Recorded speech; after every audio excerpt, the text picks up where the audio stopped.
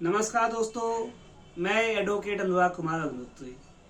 आज समाज में कई प्रकार की भ्रांतियां पैदा हो गई है। लोगों में जाति की श्रेष्ठता और नीचता को लेकर बात होने लगी है कि ये क्या बात होने लगी है कि कौन जाति श्रेष्ठ है और कौन निम्न जाति की है, और जातियां क्या करती हैं, कि उनका काम क्या है और किस जाति को क्या करना चाहिए। इस प्रकार की तमाम बातें निकल के सामने आ रही हैं। समाज में लोग एक दूसरे से लड़ने के लिए तैयार है। लेकिन यहाँ पे स्पष्ट करना चाहेंगे कि यदि हम अपने वेद उठाकर देखें और भगवान श्री कृष्ण ने अपनी गीता के चौथे अध्याय के 13वें श्लोक में क्या कहा है उस पर जाते हैं। अर्थशास्त्र में चाणक्य ने क्या कहा है इस पर जाते हैं, तो स्थिति स्पष्ट हो सकती है हम लोगों के सभी के सामने। और जो हम लोगों के बीच में जाति व्यवस्था बताई गई है, इन लोगों को जाति के आधार पर पहचाना जाने लगा है कि जो जिस जाति में है, जो जिसने जिस जाति में जन्म लिया है वो उसी को माना गया है। लेकिन वेद हमारे इससे बिल्कुल अलग कहते हैं। वेदों में केवल ये बात कही गई है कि 4 प्रकार के धर्म होंगे, वर्ण होंगे, जिसमें से ब्राह्मण होगा, क्षत्रिय होगा, वैश्य होगा और शूद्र होगा। वहां पर यह नहीं कहा गया है कि ये जन्म के आधार पे कोई इनकी जातियां तय की जाएंगी। यहाँ पर उसके बाद गीता में श्री कृष्ण भगवान ने चौथे अध्याय के 13वें श्लोक में स्पष्ट रूप से बताया है कि ये जो वर्ण व्यवस्था है वो जाति आधारित व्यवस्था जो है वो जन्म के आधार पर नहीं है, वो आपके कर्म के आधार पे है। जो जिस प्रकार का कर्म करेगा उसका वर्ण वही होगा।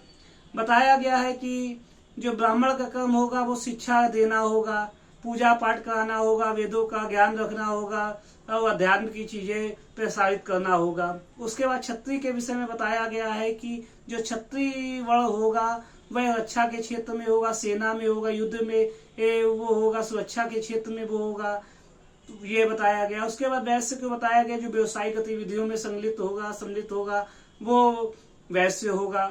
और शूद्रों के विषय में बताया गया जो शारीरिक श्रम करेगा, जो श्रम के क्षेत्र में होगा वो शूद्र होगा। लेकिन यहाँ पे कहीं भी ये नहीं बताया गया कि कौन सी जाति श्रेष्ठ है, कौन सी निम्न है, और ना ये बताया गया है कि कोई व्यक्ति जाति के आधार पे होगा।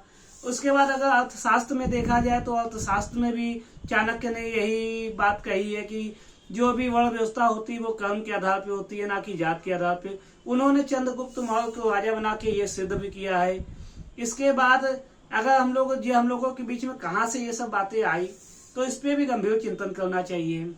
मुगलों और अंग्रेजों और सांप्रदायिक ताकतों ने कहीं ना कहीं अपने लाभ के लिए भारत में विभाजन का ही रणनीति अपनाई। किस प्रकार को भारत को लोगों को आपस में लड़ा दिया जाए, तोड़ दिया जाए, उनको जातियों में बांट दिया जाए, जिससे वह आपस में लड़ जाए और फिर उनका लाभ कहीं ना कहीं दूसरे लोगों को लाभ मिल पाए। और उसके बाद जब भारत स्वतंत्र हो गया तो स्वतंत्र भारत में भी राजनीतिक जो पार्टियां थी उन्होंने भी अपने लाभ के लिए ये जो जाति व्यवस्था को आगे बढ़ाया। लेकिन अगर कृष्ण भगवान की बात सुना जाए, वेदों की बात समझा जाए, चाणक्य की बात सुना जाए, तो उनका स्पष्ट रूप से ये कथन है कि यदि कोई भी व्यक्ति, यदि ब्राह्मण का लड़का श्रम करता है, श्रम के शारीरिक काम करता है, तो वह शूद्र है। यहाँ पे कोई शूद्र होना बहुत गलत काम बात नहीं है।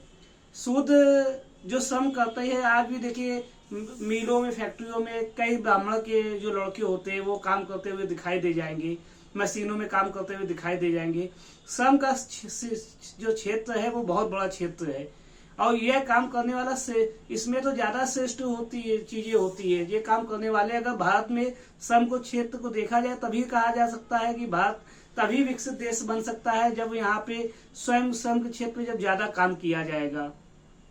लेकिन श्रम करने वाला व्यक्ति शूद्र है और वो नीच है, ये कहीं कतई मंजूर नहीं है।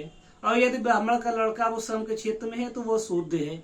उसी प्रकार यदि कोई शूद्र का लड़का या वैश्य का लड़का या ब्राह्मण का लड़का सुरक्षा के क्षेत्र में है, युद्ध के में है, सेना में भर्ती है, यहाँ तक कि पुलिस में भी यदि है तो वो भी कहीं ना कहीं सुरक्षा का काम करती है, तो यहाँ पर वह क्षत्रिय है। उसके बाद यदि ब्राह्मण का लड़का, क्षत्रिय का लड़का या शूद्र का लड़का यदि व्यवसायिक गतिविधियों में सम्मिलित है, वह व्यवसाय करता है, तो वहां पर वह वैश्य होंगे। तो यहाँ पर जात जो अगर कोई भी व्यक्ति यदि सूद का लड़का अध्यात्म की चीजें करता है, कथा वाचता है या शिक्षित है, शिक्षक है, तो वह सूद नहीं, वो ब्राह्मण बोला जाएगा। क्योंकि हमारे यहाँ जो वर्ण व्यवस्था है उसको जन्म से नहीं देखा गया है, कर्म से देखा गया है। लेकिन राजनीतिक पार्टियां अपना लाभ के चक्कर में इन चीजों को बढ़ावा देती है, जिसकी वजह से लोग आपस में लड़ते हैं, बेकार की चीजों में फंस जाते हैं, जिनका रिजल्ट शून्य होता है। बहुत सी राजनीतिक पार्टियों में हमने देखा है कि वो जिस वक्त आने पर जिस पार्टी को गाली देती है उन्हीं के साथ काम करने लगती है, तो उस समय वो उनकी रणनीति बदल जाती है। वो अपने चक्कर में, अपने लाभ के चक्कर में आपको फंसाए है। तो हम लोगों को समझना चाहिए कि हम लोगों के पूर्वज थे और जो हमारे लोगों की व्यवस्थाएं है उनको गलत तरीके से उसको एक तो एग्जाम्पल दिए गए हैं, और जो सही एग्जाम्पल है वो लोगों के सामने उदाहरण नहीं पेश किए गए। लेकिन हम लोगों को ये समझना चाहिए कि जो वर्ण व्यवस्था है वो आपके कर्म के आधार पे है, जात के आधार पे नहीं है। आप किसके घर में पैदा हुए उससे इसका कोई लेना देना नहीं है, और कोई भी काम छोटा या बड़ा नहीं है, सभी अपनी जगह सही है। ये तो हमारे मन की इच्छा, हमारी जो इच्छा है उस पर निर्भर करता है हमें किस प्रकार का काम करना है। अगर हम कोई श्रम करके ज्यादा पैसे कमा सकते हैं तो जो सूद का बताया गया है, पुरानी परिभाषाएं उनकी क्या होंगी उस प्रकार से बताया गया है।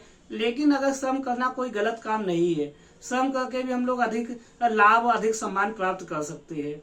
और यदि हमारी इच्छा है, हम शिक्षा के क्षेत्र में काम करना चाहते हैं, अध्यात्म के क्षेत्र में काम करते हैं, आध्यात्मिक चीजों में हमारा ज्यादा मन लगता है, तो हम वो काम कर सकते हैं। कोई यहाँ पे बंधन नहीं है कि आप किस जात में पैदा हुए हैं इसकी वजह से आप कोई काम नहीं कर सकते। और यदि आपको ज्ञान है तो आप उसको विस्तारित करने से आपको कोई रोक नहीं सकता।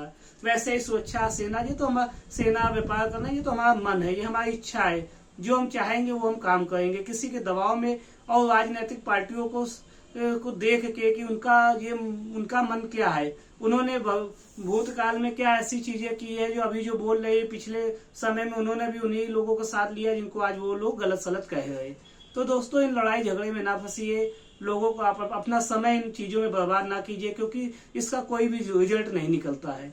आज का विषय बहुत गंभीर था। मुझे लगता है कि मैं अपनी बात आप तक पहुंचाने में सफल हो गया होऊंगा। यदि कोई भी समस्या हो या किसी प्रकार की त्रुटि हो तो मुझे जरूर इसके विषय में अवगत कराएं। जय हिंद, जय भारत।